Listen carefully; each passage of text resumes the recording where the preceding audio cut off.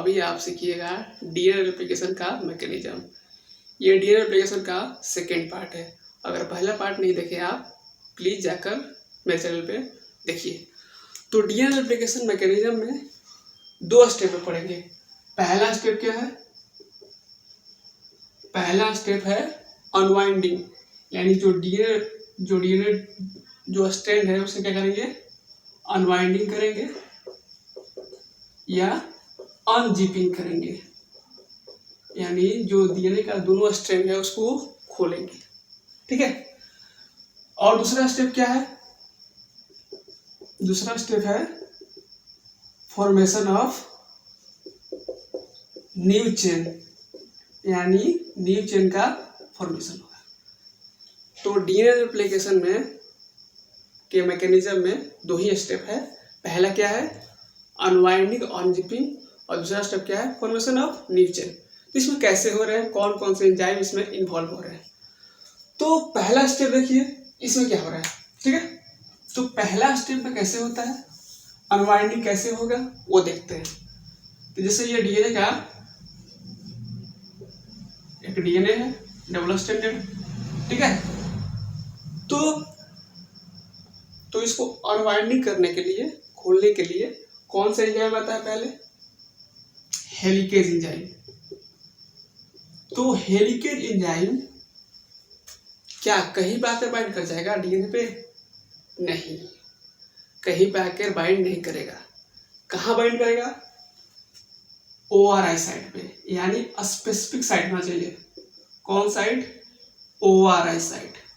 ORI मतलब origin of replication, मतलब शुरुआत कहाँ से होगा? जहाँ पे होगा ओरिजिन ऑफ रेप्लिकेशन साइट होगा, वहीं पे जाके बाइंड करेगा। कौन? Helicase enzyme. तो जैसे सपोज कर लीजिए यहाँ पे ORI साइट है, ठीक है।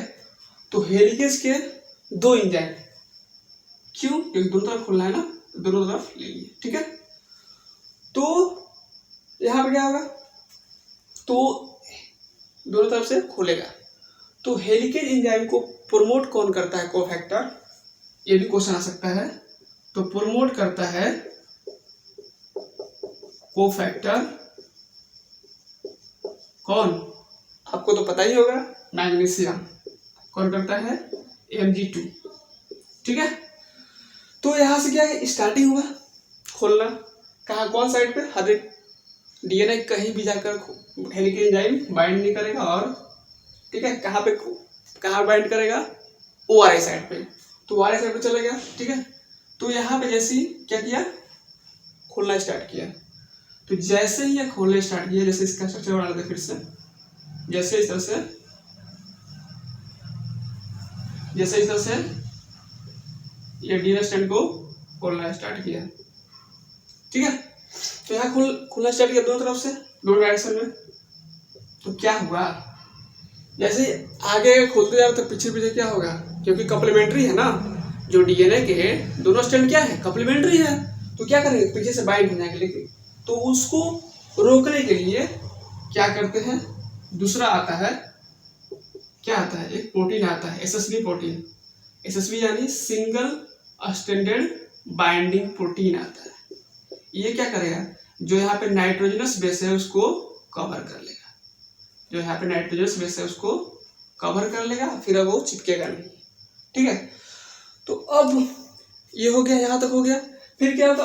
अब और समस्या आ जाती है। जैसे मान लीजिए आप अब कभी जूट के अगर रस्सी देखे होंगे, तो अगर बीच में से रस्सी को खोल रहे हैं तो क्या होगा? किनारे पे कॉइलिंग हो जाएगा और आगे ये बढ़ेगा नहीं, इससे हेलिकेज काम नहीं कर पाएगा। तो उसको जो सुपर कॉइलिंग हो जाएगा, क्या हो जाएगा? किनारे पे सुपर कॉइलिंग हो जाएगा। तो इसको रोकने के लिए क्या करना पड़ेगा? तीसरा एंजाइम कौन सा? टोपो आइसोमेरेज। ये क्या करेगा? पहले क्या करेगा? ये दोनों काम करता है, 2 तरह काम करता है। क्या काम करता है? इंडोन्यूक्लियस से काम करता है, ठीक है, प्लस लाइगेज का। तो क्या करेगा? पहले टेंशन को रिलीज करेगा कट करके, और फिर उसके बाद लाइगेज से ऐड कर देगा डीएनए स्ट्रैंड को। तो ये 3 काम हो गया, ठीक है। तो अब दोनों स्ट्रैंड क्या हो गए?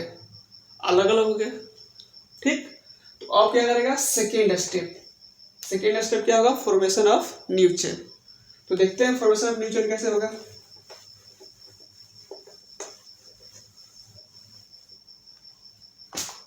ठीक है, तो सेकेंड स्टेप क्या है, step number second, formation of new chain.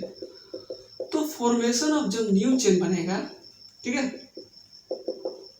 तो हमेशा ये बात याद रखिए, जब भी नया चेन बनेगा तो कैसे बनेगा, ऑलवेज 5' to 3' डायरेक्शन में बनेगा। ठीक है, कैसे बनेगा, 5' to 3 डायरेक्शन। और यहाँ पर हम बताना भूल चुके हैं, जैसे मान लीजिए डीएनए रेप्लिकेशन दोनों में होगा, यूकैरियोटिक डीएनए में भी होगा और प्रोकैरियोटिक डीएनए में भी होगा। तो जो यूकैरियोटिक डीएनए होता है तो उसका जो डीएनए कैसा होता है, बहुत लंबा होता है, लॉन्ग चेन होता है। तो उसमें मल्टीपल ओआरआई साइट होते हैं। क्या होते हैं, मल्टीपल ओआरआई साइट। ठीक है, लेकिन जो प्रोकैरियोटिक डीएनए होते हैं वो कैसे होते हैं, सर्कुलर डबल स्ट्रैंडेड। क्या होते हैं, सर्कुलर डबल स्ट्रैंडेड। किसके, प्रोकैरियोटिक के। तो उसमें क्या होते हैं, सिर्फ ओआरआई साइट जो होता है सिर्फ एक ही होता है। जो ओआरआई साइट होता है क्या होता है, सिर्फ एक ही होता है। ठीक, तो 5' to 3' डायरेक्शन क्या होता है समझते हैं। जो पॉलीन्यूक्लियोटाइड चेन होता है, अब बोलिएगा सर पॉलीन्यूक्लियोटाइड चेन क्या होता है, जो दो न्यूक्लियोटाइड आपस में किस बॉन्ड से जुड़ते हैं, फॉस्फोडाइस्टर बॉन्ड से, तो उससे क्या बनता है, पॉलीन्यूक्लियोटाइड चेन। तो जो पॉलीन्यूक्लियोटाइड चेन होता है, ठीक है, तो एक होता है 5' उसमें क्या होता है, फॉस्फेट, वो फ्री होता है। ठीक है, 5' पे क्या होता है, फॉस्फेट होता है जो फ्री होता है। और 3' पे क्या होता है, शुगर में हाइड्रोक्सिल ग्रुप फ्री होता है। क्या होता है, हाइड्रोक्सिल। ठीक है, हाइड्रोक्सिल ग्रुप फ्री होता है, इसलिए बोलो इसको 5' से 3'। ठीक है, तो अब ये कैसे बन रहा है, अब ये कैसे बनेगा, क्योंकि यहां तक हमने बात कर लिया, खुल गया स्ट्रैंड। ठीक है, तो इसमें इसको बनाने के लिए एक एंजाइम आता है, उस एंजाइम का नाम क्या है, डीएनए डिपेंडेंट डीएनए पॉलीमरेज। ठीक है, फिर बोलिएगा सर इतना लंबा चौड़ा नाम लिख दिए, क्यों लिखे बता रहे हैं, क्यों इसका नाम पड़ा है डीएनए डिपेंडेंट डीएनए पॉलीमरेज। सोचिए, डीएनए डिपेंडेंट डीएनए पॉलीमरेज क्यों बोल रहे हैं, क्योंकि जो जैसे देखिए ये मान लीजिए दोनों डीएनए का स्ट्रैंड अलग अलग हो गया, तो यहाँ पे जो बनेगा और जो यहाँ दोनों स्ट्रैंड पे क्या होगा, रेप्लिकेशन होगा। तो जो यहाँ पे बनेगा क्या होगा, इसको जो यहाँ पे जो नाइट्रोजन बेस होंगे उसको देख के बनेगा ना, क्योंकि कॉम्प्लीमेंट्री होते हैं, ATGC ऐसे करके बनेगा। तो ये जो नया स्ट्रैंड बन रहा है वो किससे डिपेंडेंट है, डीएनए से डिपेंडेंट है, इसलिए डीएनए डिपेंडेंट डीएनए पॉलीमरेज। ठीक है, तो डीएनए डिपेंडेंट डीएनए पॉलीमरेज के बारे में थोड़ा डिटेल में पढ़ते हैं। डन। तो सेकेंड स्टेप में आप याद रखिएगा, पहला स्टेप अनवाइंडिंग अनजिपिंग पढ़ चुके हैं, तो सेकेंड स्टेप में आते हैं। ठीक है, तो सेकेंड स्टेप में हम लोग आते हैं। तो जो डीएनए डिपेंडेंट डीएनए पॉलीमरेज है, डीएनए डिपेंडेंट डीएनए पॉलीमरेज, ठीक है, तो प्रोकैरियोटिक में और यूकैरियोटिक में अलग होता है।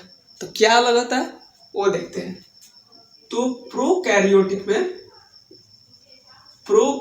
में और यूकैरियोटिक में क्या अंतर होता है देख लेते हैं। तो प्रोकैरियोटिक में 3 टाइप के होते हैं डीएनए पॉलीमरेज। कौन कौन, डीएनए पॉलीमरेज फर्स्ट, सेकेंड और थर्ड। और यूकैरियोटिक में कितने होते हैं, 5 टाइप्स के होते हैं। ठीक है, तो अभी आपको जो 12th लेवल पे है वो बेसिक पे है, डिटेल किसके बारे में पढ़ना है, प्रोकैरियोटिक के बारे में। जो स्टैंडर्ड है इसके बारे में पढ़ना है, ठीक है। DNA polymerase first, second, third. तो अब इसका पहले हम लोग वर्क देख लेते हैं कि DNA dependent polymerase first, second, third का वर्क देख लेते हैं। तो डीएनए डिपेंडेंट पॉलीमरेज को फर्स्ट को क्या बोलते हैं, कोरेनबर्ग, क्योंकि कोरेनबर्ग साइंटिस्ट ने नाम दिया था। जो डीएनए पॉलीमरेज सेकेंड है वो लीस्ट रिएक्टिव होता है। कैसा होता है, लीस्ट रिएक्टिव, ठीक है। और जो डीएनए पॉलीमरेज थर्ड है वो मेन एंजाइम है, main enzyme for DNA replication. DNA replication के लिए मेन एंजाइम कौन है, डीएनए पॉलीमरेज फर्स्ट, ठीक है। तो जो डीएनए पॉलीमरेज फर्स्ट है वो क्या करता है, ये जो शॉर्ट चेन बनाता है, मतलब गैप फिलिंग को भरता है। ये बताएंगे कैसे गैप फिलिंग करता है, ठीक है। और जो डीएनए पॉलीमरेज थर्ड है वो क्या करता है, लॉन्ग चेन बनाता है, ठीक है। क्या है, लॉन्ग चेन बनाता है। और डीएनए पॉलीमरेज सेकेंड क्या करता है, ये भी शॉर्ट चेन बनाता है, गैप फिलिंग करता है, लेकिन लीस्ट रिएक्टिव है, लेकिन इसके बारे में हम लोग बात नहीं करते हैं, ठीक है। और क्या करता है, ये आरएनए प्राइमर को रिमूव करता है। क्या करता है, आरएनए प्राइमर को रिमूव भी करता है, वहां जोड़ता भी है। तो उसके बारे में आगे बात करेंगे, तो देखते हैं तो कैसे हो रहा है, उल्टा देना, ठीक। तो जैसे यहां तक हो गया, खुल गया है, तो हम लोग जैसे दोनों तरफ है ना, तो एक तरफ का देख लेते हैं, अगर कितना फर्क बन रहा है, इधर भी बन रहा है, इधर बन रहा है, तो एक तरफ का अगर पढ़ लेंगे तो दोनों तरफ सीख जाएंगे। तो एक तरफ का हम लोग बना लेते हैं, जैसे ऐसे करके बना लेते हैं, ठीक है।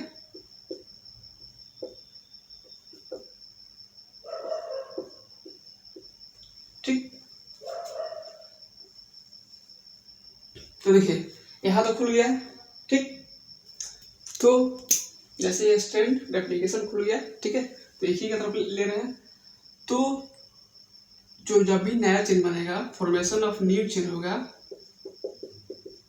कैसे बनेगा, ऑलवेज, ये बात याद रखिएगा।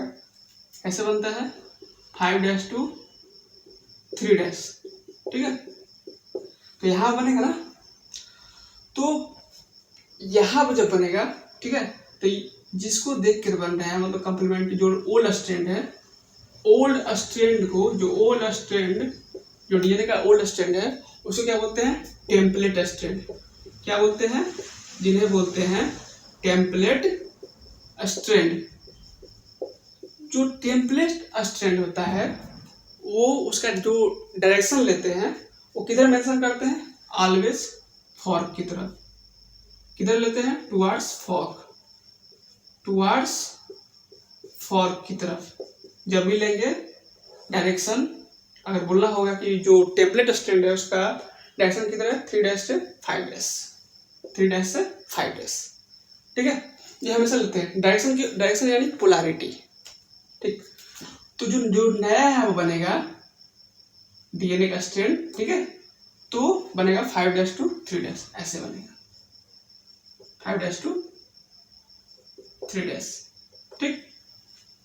तो यहाँ बनेगा तो क्या ऐसे ही जाकर बाइंड कर देगा, वहां पे जो डीएनए पॉलीमरेज था, डीएनए पॉलीमरेज, तो क्या डायरेक्ट लॉन्ग चेन बना लेगा, नहीं। उसके लिए क्या करना पड़ेगा, कहीं भी नहीं करेगा, क्योंकि देखिए जो डीएनए पॉलीमरेज है उसको वर्क करने के लिए, क्योंकि एंजाइम है ना, तो उसको वर्क करने के लिए एक स्पेसिफिक बेस चाहिए। स्पेसिफिक बेस नहीं बोलिए, मतलब कुछ बेस चाहिए वर्क करने के लिए। तो बेस क्या है, वो आरएनए प्राइमर है। क्या है, एक प्राइमर रहेगा, आरएनए प्राइमर। वो कौन से एंजाइम निकलता है, प्राइमेस। कौन से, प्राइमेस। तो जो ये किसका है, आरएनए पॉलीमरेज का है, ठीक है। कौन सा एंजाइम, प्राइमेस, उसे क्या बनेगा, प्राइमर। तो प्राइमर छोटा होता है, ठीक है, बेस के लिए। तो यहाँ पे एक साइड हो गया, फिर बैठेगा। तो जैसे मान लीजिए यहाँ पे टी है पहला, यहाँ पे है ए, ठीक है। तो यहाँ पे क्या बनेगा, जो न्यूक्लियोटाइड जुड़ेगा यहाँ पे, नाइट्रोजनस बेस क्या जुड़ेगा, टी। तो ये कैसे जुड़ता है, ठीक है। जैसे मान लीजिए आप यहाँ जुड़ते जाएगा, तो कैसे जुड़ रहा है वो देखते हैं, ठीक है। कैसे जुड़ रहा है, जैसे यहाँ पे देख लेते हैं, तो जैसे एक के साथ टी, फिर इसके बाद शुगर और फास्फेट, ठीक है, इधर भी क्या होगा, शुगर और फास्फेट, ठीक है, जी के साथ सी, शुगर फॉस्फेट, ऐसे जुड़ते जाएगा।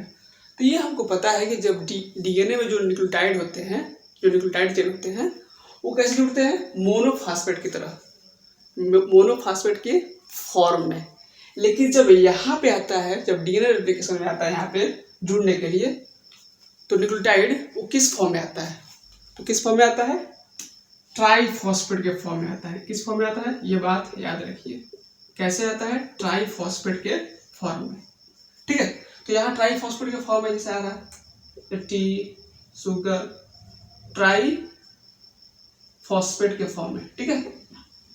तो ट्राइफॉस्फेट के फॉर्म में जब यहाँ पे आता है तो क्या होता है, जब ट्राइफॉस्फेट के फॉर्म में आता है तो जो फॉस्फेट है, ठीक है, ट्राइफॉस्फेट के फॉर्म में आता है, इसको क्या नाम देंगे, DATP, ठीक है, एडिनोसाइन ट्राइफॉस्फेट, इस फॉर्म में आएगा।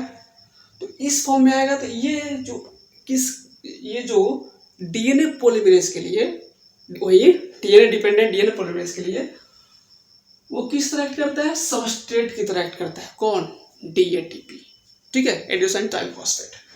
तो वो जब सबस्ट्रेट की तरह एक्ट करता है, सबस्ट्रेट मॉलिक्यूल, तो ये क्या करेगा, डीएनए डिपेंडेंट डीएनए पॉलीमरेज इस पर एक्ट करके क्या करेगा, ये बॉन्ड को, फॉस्फेट बॉन्ड को ब्रेक कर देगा। तो जैसे ही ब्रेक होगा, ठीक है, यहाँ से ब्रेक हो गया, तो इसको जो डबल पी है, इसको बोलते हैं पाइरोफॉस्फेट। क्या बोलते हैं इसको, पाइरोफॉस्फेट, ठीक है। और फिर यहाँ से भी ब्रेक हो जाएगा अपने आप, क्योंकि एनर्जी है ना। तो जैसे ही ब्रेक होगा तो वो एनर्जी देगा, एनर्जी के लिए, एनर्जी की तरह काम करेगा, क्योंकि यहाँ पे नया चल रहा है तो कुछ एनर्जी चाहिए ना, जो भी इंजाइम काम कर रहा है तो कुछ ना एनर्जी चाहिए कि नहीं, बोलिए, ठीक है। तो यहाँ पे आ गया, तो ये ऐसे काम करेगा। फिर यहाँ पे जैसे मान लीजिए ये है, तो यहाँ पे जुड़ते जाएगा।